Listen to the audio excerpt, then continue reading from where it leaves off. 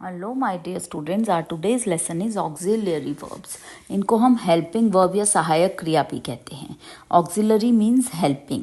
The verb of doing यानी कि करने की जो क्रिया है, जैसे do, does, did, being, is, am, are, was, were and having, has, have, had are used with main verb. इनको मेन क्रिया के साथ यूज करा जाता है to form tenses and passive voice. Passive voice और टेंसेस बनाने के लिए such helping verbs are called auxiliary verbs. इन्हीं सहायक क्रिया को हम ऑक्सिलरी वर्ब कहते हैं। Look at the picture below and read the sentences. Lata does not write neatly. Mohit is reading a book. I have won the race. So modal auxiliaries are the verb that two are used with main verbs but to express the mode और manner of the action।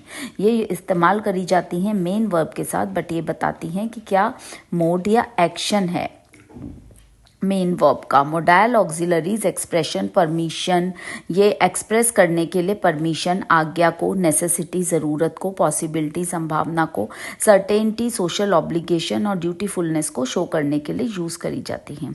इसके example हैं may, might, can, could, will, would, shall, should, must, ought, need, dare etcetera.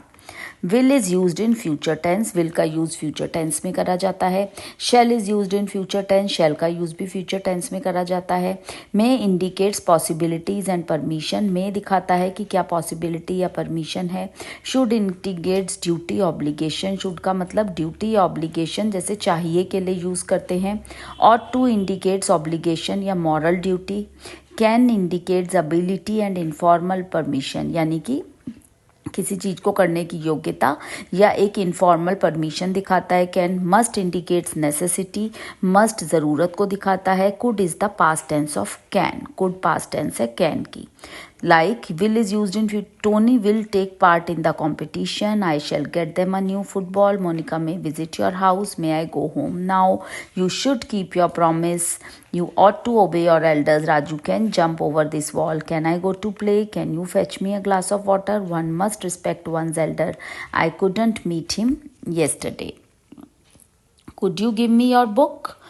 Could always express past ability. Could हमेशा दिखाता है past में चली गई योग्यता। Sonu could eat 8 chapatis when he was young. Would is past tense of would.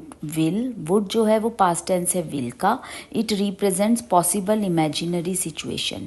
ये जो आने वाले समय में संभावित संभावनाएं होती हैं, सिचुएशंस होती हैं, वो बताता है। It would be great if we had no problem in life. I would like to write such a book some day. Might is the past tense of may. Might past tense है may का. It is more polite way of asking for permission. It also suggests weaker possibility than may. ये और भी ज़्यादा polite तरीका है permission मांगने का, और जब may से भी कम संभावना होती है तब हम might का यूज़ करते हैं। Like may I have seat? Might I sit down? She might inform you about this incident. Need and dare can also be used as modals. Modals do not change from with person or number. ये हमेशा same ही रहते हैं, यानी कि ये person और number के साथ साथ मोडाल बदलते नहीं हैं। That's it for this lesson. Thank you. Hello my dear students, our today's lesson is finite and non-finite verbs. Let's start.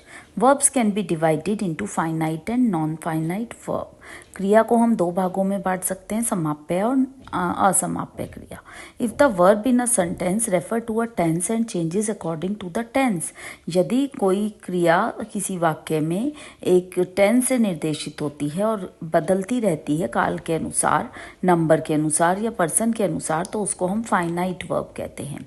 जैसे I played daily, present I played yesterday, past I shall play tomorrow, future.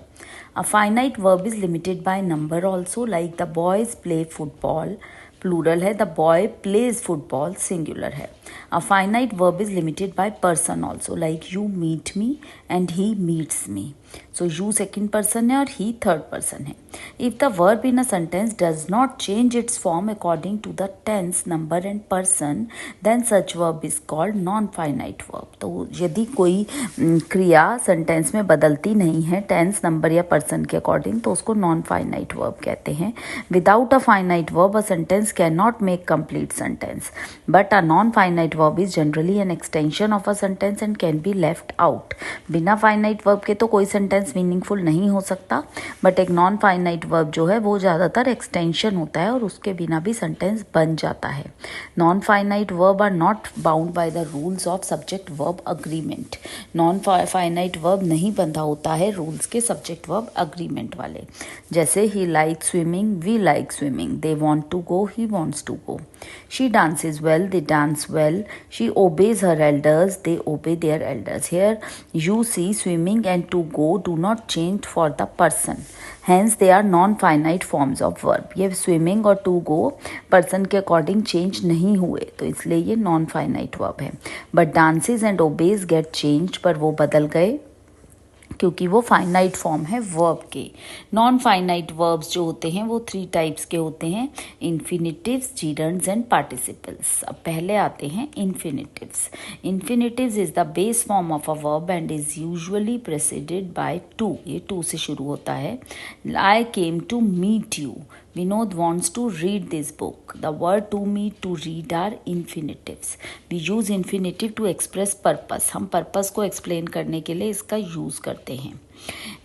He came here to meet us. In a sentence, as infinitive may be used as the subject to a verb. Example, to meet him today is good for you.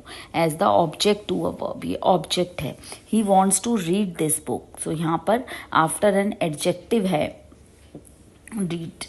She is happy to meet you after a noun. A student goes to school to acquire knowledge. तो as a complement to a noun है यहाँ पर to. She needs to friend to rely on. At times we may use a bare infinitive or an infinitive without a to. जैसे you need not doubt anyone regarding it. दूसरे होते हैं gerunds. It is that form of verb which ends with ing and work as a noun and a verb, जो कार्य करती है noun और verb की तरह. Like swimming is a good exercise. I don't like watching TV all the time. My favorite hobby is painting. So swimming, watching, painting are gerunds. Gerunds are used in place of noun. इनको क्रिया की जगह पर हम use करते हैं. The subject of a tense sentence, walking is the best exercise. The object of the sentence हो सकते हैं ये, जैसे she doesn't like swimming, तो यहाँ पर swimming, walking. Compliment, seeing is believing. तो compliment adjective की जगह पर यूज होते हैं adjective के साथ. What is the use of such unnecessary talking? It used after a preposition, जैसे कि she saw me after getting down her car. Now next is participles. A participle is a word which act as both and a verb and an adjective, जो क्रिया और adjective दोनों की तरह कार्य करता है. 3 तरह के होते हैं, प्रेजेंट पार्टिसिपल, पास्ट पार्टिसिपल और परफेक्ट पार्टिसिपल. अब पहला है present participle, verb plus ING. It shows an action going on. ये चलते हुए एक्शन को जो चल रहा है उसके बारे में बात करता है. जैसे waving his hand he entered the hall, realising his mistake he felt sorry, I found him sleeping in his room. Past participle third form of verb होता है. ये कंप्लीटेड एक्शन बताता है. जैसे I join the broken pieces of the toy, spoken words never come back. Perfect participle having और third form के साथ आता है. ये it shows an action completed at some past time, कि पास्ट में कभी एक्शन हुआ होगा. Having worked hard, Monica stood first in the class. Having done his homework, he went out to play. So these were the example. That's it for today's lesson. Thank you.